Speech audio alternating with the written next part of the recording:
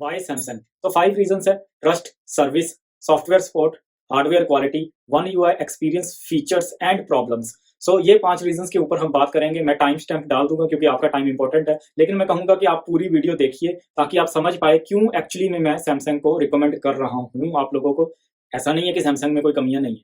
Device bye device depend करता है वैसे तो ये, क्योंकि हर कंपनी हर डिवाइस अच्छा नहीं बनाती है और हर डिवाइस बुरा नहीं बनाती है। So hello friends, this is your friend Raghav and I am welcoming you on your on channel ज्ञान वायर। शुरू करने से पहले मैं बता दूं कि मैंने 10 से ज्यादा साल मैंने सैमसंग के फोन यूज किए, फ्लैगशिप्स एंड मिड रेंज भी मैंने बीच बीच में सेकेंडरी फोन के तौर पे यूज किया है। सो मैंने सैमसंग को इम्प्रूव करते हुए देखा है अपने फोन्स में, अपने सॉफ्टवेयर में। जब ट्रस्ट की बात आती है तो हम सैमसंग को एज ए ट्रस्टेबल ब्रांड हमेशा ही मानते आए हैं और बहुत बार इंडिया में ये as a number 1 trusted brand रहा है। वैसे सैमसंग ब्रांड की बात की जाए तो उसमें सैकड़ों कंपनीज आती है, लेकिन सैमसंग इलेक्ट्रॉनिक्स की बात की जाए तो वो भी बहुत टाइम से इंडिया में है और हमारे घरों में बहुत सारे सैमसंग प्रोडक्ट्स रहते हैं अभी भी है। टीवी हो गया, फ्रिज हो गया और पता नहीं क्या क्या। लेकिन आज की डेट में ना जो मोबाइल फोन का सेगमेंट है या कैटेगरी है, इसमें बहुत सारा कंपटीशन है, आपको भी पता है। बहुत सारी मेन स्ट्रीम कंपनी जो सोनी हो गया, एलजी हो गया, वो इस मार्केट से बाहर हो चुकी है। लेकिन अगर सैमसंग की बात की जाए तो सैमसंग इस मार्केट में टिका रहा, एप्पल भी टिका रहा। आज की डेट में अगर बात की जाए तो मोबाइल फोन में सिर्फ सैमसंग और एप्पल ही 2 ब्रांड में मानता हूँ। ठीक है। अब ब्रांड की जब बात की जाए ना, तो आज की फास्ट पे जो टाइम है उसमें हम बहुत जल्दी किसी भी कंपनी को ब्रांड बना देते हैं। जो कंपनी 1 महीना पहले ओपन होती है, उसका प्रोडक्ट, एक प्रोडक्ट भी फेमस हो गया तो हम उसे ब्रांड मान लेते हैं। हो सकता है आपकी सोच मुझसे अलग हो, मैं उसकी रिस्पेक्ट करता हूँ, लेकिन मेरे हिसाब से ब्रांड एक कंपनी तब बनती जब उसकी एक लेगेसी हो, उस कैटेगरी में कई सालों से उसने काम किया, कुछ ऐसी इनोवेशंस की हो, कुछ ऐसे प्रोडक्ट दिए हो, लोगों को अच्छी सर्विस दी हो जिसकी वजह से वो भरोसा जीत पाए, जिसकी वजह से हम उसे ब्रांड कंसीडर कर सकते हैं।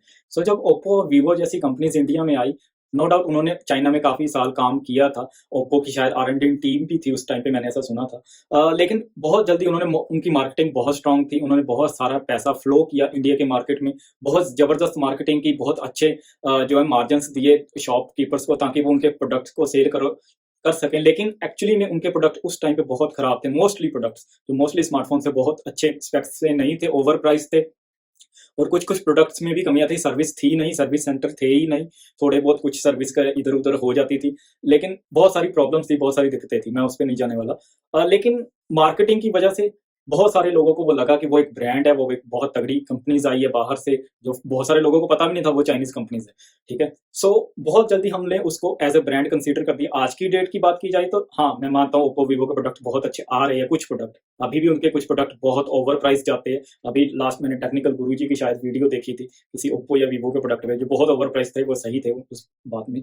क्या आज की डेट में हम उनको ब्रांड मान सकते हैं? क्योंकि उन्होंने तो आगे कंपनीज लॉन्च कर दी है, Realme, IQ and all that, और सर्विस सेंटर्स भी है शायद।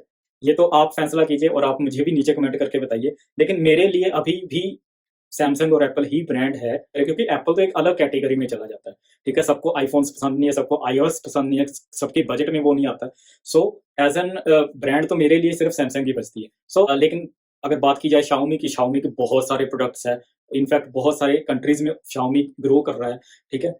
लेकिन एट द एंड एक प्रॉब्लम और आ जाती है मोनोपोली की। ठीक है, कि इंडियन मार्केट में मैं नहीं चाहता कि यार सारे के सारे चाइनीज प्लेयर्स ही हों। ठीक है। ऑब्वियसली ये कोई रीजन नहीं है आपका फोन ना लेने का चाइनीज कंपनी का, बिकॉज जिसने पैसे खर्च करने उसने देखना है कि मुझे प्रोडक्ट, मेरे को वैल्यू फॉर मनी प्रोडक्ट चाहिए, स्पेशली इंडियन कस्टमर हो तो। लेकिन ये अच्छा होता है कि, क्योंकि अगर सिर्फ चाइनीज प्लेयर्स ही रह जाएंगे तो प्राइसेस बढ़ सकते हैं, बहुत कुछ ऐसा हो सकता है जो हमें अच्छे प्रोडक्ट, एक कहते हैं ना कंपटीशन को किल करने वाली बात हो जाती है। खैर, नेक्स्ट बात करते हैं सर्विस की।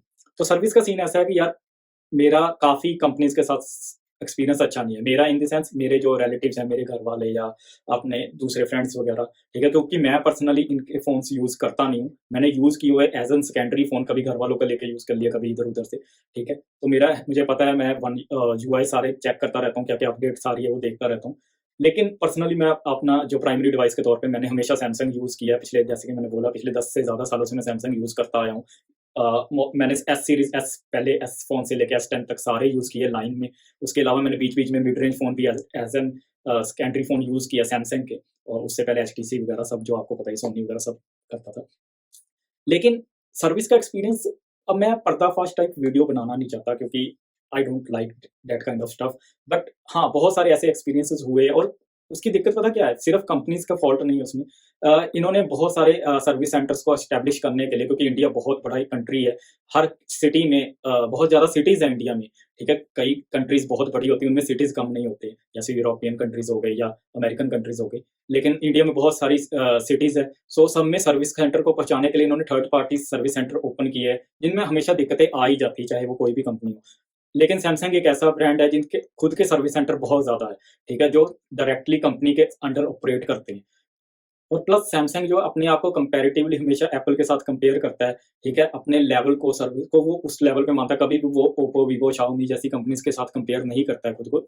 नो डाउट उनका कंपटीशन है इनके साथ, ठीक है, लेकिन उनको पता है कि उनका प्रोडक्ट बहुत सारे लोग ट्रस्ट की वजह से बाय करते हैं, ना कि स्पेक्स की वजह से, ठीक है। सो वो अपने सर्विस सेंटर्स में इस बात का ख्याल रखता है, ठीक है। और आपको मोस्टली जो है ना, कभी कभी मेरे फ्रेंड ने बोला था कि सैमसंग की डिस्प्लेज महंगी पड़ रही है, ओप्पो, वीवो की डिस्प्ले 2000 रुपये में पड़ रही है, इसकी 6000 रुपये में पड़ रही है, 8000 रुपये में। तो मैंने उसको बताया कि क्यों, इसका रीजन है, क्यों, क्वालिटी बेटर है उनकी, ठीक है। एक तो एमोलेड है, एक क्वालिटी बेटर है, ये कुछ रीजन थे उस केस में, तो मैंने उसको एक्सप्लेन किए, ठीक है। अभी आज की डेट में बहुत सारे मिड रेंज में एलसीडी और टीएफटी डिस्प्ले सैमसंग देने लग गया है, उसका रीजन यही है। एक तो कॉस्ट बहुत बढ़ चुकी है, कॉस्ट को कम रखने के लिए, रिपेयर को सस्ता रखने के लिए उन्होंने, सैमसंग ने ऐसा डिसीजन लिया है, ठीक है। और ज्यादा स्पेक्स को बेटर करने के लिए, क्योंकि एमोलेड डिस्प्ले और एलसीडी डिस्प्ले में फर्क कर पाना हर पर्सन नहीं कर पाता है, ठीक है। लेकिन प्रोसेसर में फर्क हर किसी को नजर में आ जाता है, रैम में फर्क हर किसी को नजर में आ जाता है। सो ये भी एक रीजन है। So service at the end एक बहुत बड़ा रीजन है, ठीक है, सैमसंग डिवाइसेस लेने का। तीसरा बात करते हैं, अगर आपको ट्रस्ट और सर्विस से मतलब नहीं है, क्योंकि आज की यंग जनरेशन को ट्रस्ट और सर्विस से इतना ज्यादा फर्क नहीं पड़ता है, उनको 2 साल 1 साल फोन यूज करना है, बात खत्म। जेनजी तो 1 साल भी यूज नहीं कर रही। एनीवे, हम भी ऐसे ही करते थे यार, ऐसा कुछ नहीं है, अभी शौक कम हो गया। खैर, नेक्स्ट पॉइंट पे बात करते हैं सॉफ्टवेयर सपोर्ट की। सॉफ्टवेयर सपोर्ट आज की डेट में बेस्ट है सैमसंग की एंड्रॉयड की कैटेगरी में, ठीक है। 5 साल की सॉफ्टवेयर सपोर्ट आपको दे रहा है, मतलब 5 साल तक आपको सॉफ्टवेयर अपडेट्स मिलती रहेंगी। इसमें 4 साल की जो अपडेट्स है वो मेन यूआई की अपडेट होगी, जो ओवरऑल पूरा फोन का ऑपरेटिंग सिस्टम अपडेट होगा, ठीक है।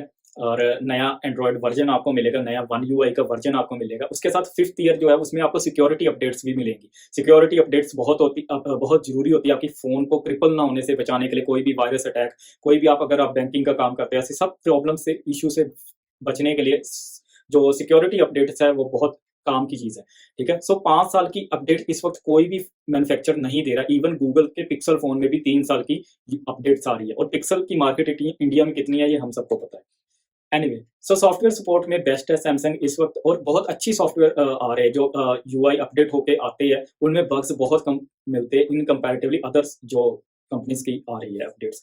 उसके बाद बात करते हैं हार्डवेयर क्वालिटी की। तो हार्डवेयर क्वालिटी में फर्क कम रह गया है आज की डेट में, क्योंकि बहुत सारे शाओमी ने भी और ओप्पो, वीवो ने भी बहुत सारे जो उनके अच्छे मिड रेंज से ऊपर के जो स्मार्टफोन्स हैं उनमें काफी अच्छे इंप्रूवमेंट्स कर दिए हैं, ठीक है, हार्डवेयर क्वालिटी के मामले में। लेकिन अभी भी बहुत लैग करते हैं कभी कभी। वन प्लस की बात कर ली जाए स्पेशली, तो वो अभी मेरे एक फ्रेंड ने वन प्लस का फोन लिया था, जब मैंने उनको फोन को देखा, एंड क्योंकि मैं अलग तरीके से फोन को देखता हूँ, हर कोई इतना डिटेल्स में नहीं जाता, तो मैंने देखा यूएसबी जो पोर्ट है उसके आसपास बहुत शार्प है वो एंगल्स। उसका रीजन अब देखो, पता है ये छोटी चीज, ठीक है, आपने वहां टच करना ही क्यों है वैसे देखा जाए तो, लेकिन उसका रीजन ये होता है कि वो मेटल की क्वालिटी अच्छी नहीं है, ठीक है, और उसकी मैन्युफैक्चरिंग इतनी डिटेल्स में इतने अच्छे से नहीं हो पाई। और तीसरा रीजन रहता है क्वालिटी चेक, जब फैक्ट्री से प्रोडक्ट निकला तो उसका क्वालिटी चेक ढंग से नहीं हुआ है। ये काफी और अगर आपको वन प्लस की क्वालिटी और इन सब की देखनी है, तो मैं एक चैनल है, आपने शायद सुना ही होगा उसके बारे में, Jerry rig everything.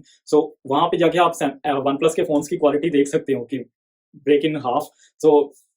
Hardware quality में मैं कहूँगा सैमसंग अभी भी बेटर है बाकी कंपनीज के कंपैरेटिवली। स्पेशली अगर सिर्फ क्वालिटी की नहीं बात की जाए, जैसे रैम वगैरह हो, कभी कभी DDR4 नहीं देते, DDR5, इस चीज का भी इशू रहता है। स्पेक्स में ऐसी छोटी डीप स्पेक्स को जो है ना हेर फेर हो जाता है। आप कहोगे इसमें भी 4 GB रैम है, उसमें भी 4 GB रैम है, लेकिन सैमसंग का हो सकता है आपको DDR4 दे रहा है, बाकी DDR3 दे रहे हैं। ऐसे कुछ डिफरेंसेस भी होते हैं जो आम पर्सन जो इतनी डिटेल में नहीं जाता है। ये भी एक रीजन रहता है, ठीक है। उसके बाद बात करते हैं लास्ट जो है वन यूआई की।